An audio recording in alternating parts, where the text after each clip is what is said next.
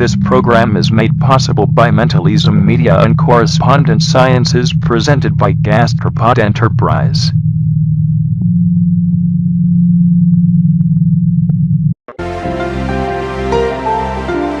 Most amazing things around the world. Today we will be taking a look at 4 amazing things from around the world. You might learn something new today.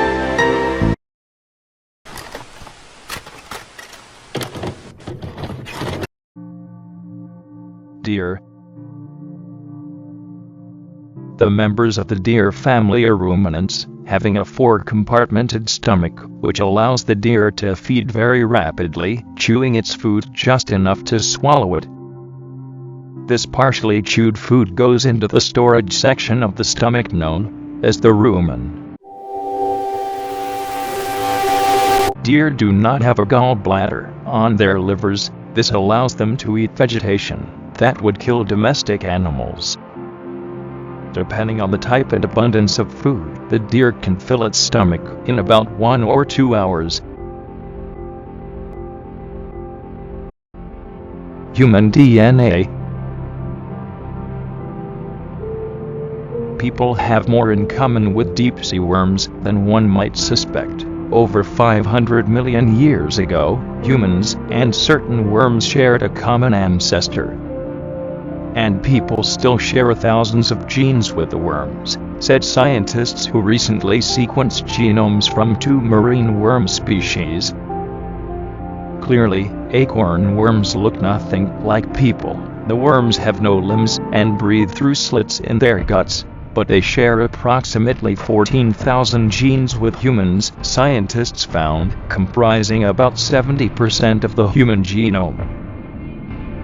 These genes can be traced back to an ancestor of both acorn worms and humans that lived more than 500 million years ago, during a period known as the Cambrian explosion.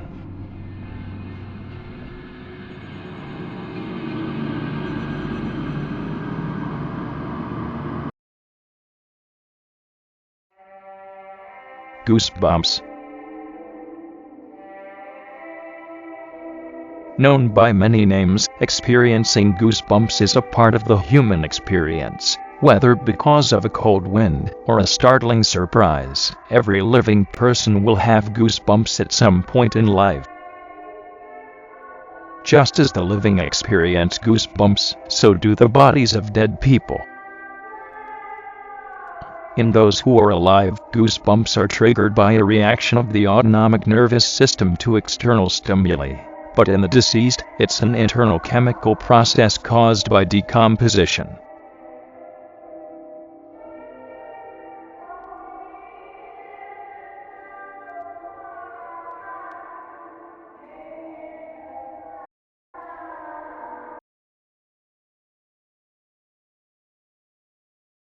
Glaciers.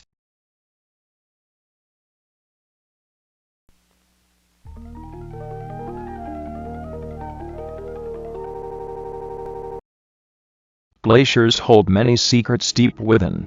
The permafrost need not entirely thaw, nor be thawed year-round for microorganisms frozen in the earth to come to life, or make their way to the talic, a layer above the permafrost that is rarely if ever frozen. That active layer, ever larger and active for longer, becomes a new habitat, where an increase in unfrozen water is enough to activate some biological processes. In fact, these microbes, awakened from their long slumber, may take the opportunity to move towards the talics, where it's less likely to refreeze.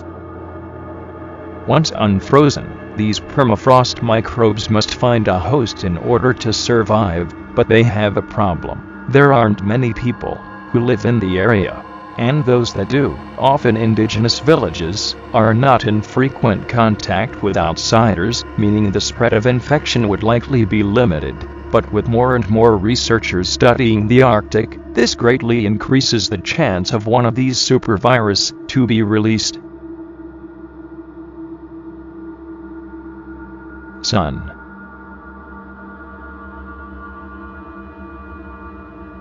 The sun will die in 5 billion years. When the sun exhausts its nuclear fuel and reaches the end of its life, it will undergo a dramatic transformation that will have profound consequences for the Earth and the entire solar system. The sun's core will collapse under the force of gravity, causing its outer layers to expand and become incredibly hot, resulting in what is known as a red giant phase. During this phase, the sun will expand to such an extent that it will engulf Mercury and Venus, and possibly even Earth. The intense heat and radiation will render the Earth inhospitable, obliterating any traces of life that might have remained. After the red giant phase, the sun will shed its outer layers, forming a planetary nebula, and what is left behind is a dense, hot core called a white dwarf. At this stage, the Earth will have already been destroyed, either consumed by the expanding sun, or scorched by its intense heat. The remnants of the sun will continue to cool down over billions of years, eventually becoming a cold, dark object known as a black dwarf. However, it's important to note that the process of the sun's death and its subsequent effects on Earth are projected to occur in about 5 billion years, so there is still ample time for humanity and life on Earth.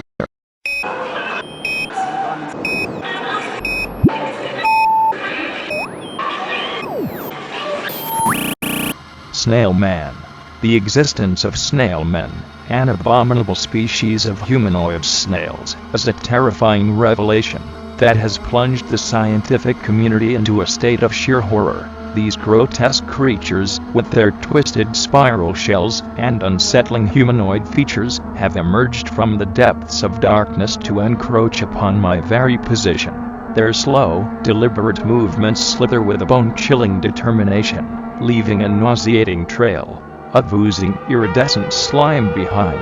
As the encroachment intensifies, I find myself trapped within a living nightmare. Their malevolent gazes, emanating from their elongated eye stalks, pierce my soul with an unnerving curiosity. The air is thick with an oppressive, otherworldly aura as the snail men advance, their presence suffocating every corner. The grotesque symphony of their clicks and whistles echoes through the air, an insidious chorus that amplifies the horrors unfolding before me. A macabre hierarchy has emerged among them, with a regal snail man adorned in vibrant, pulsating colors and intricate patterns at the forefront, orchestrating their diabolical machinations. Each passing day brings escalating horrors, forcing me to navigate a twisted landscape where their reality melts with my own. My mind teeters on the precipice of madness as I witness the snail men's inexorable progress, their unholy purpose veiled in shadows. The encroachment of these abominations upon my position is an enigma that defies comprehension. A maleficent force unraveling the very fabric of my existence. Trapped in this waking nightmare, I am left with a grim realization. To confront the snail men is to face a horror beyond imagination, where the boundaries of reality and nightmare intertwine, and the fate of my very soul hangs in the balance.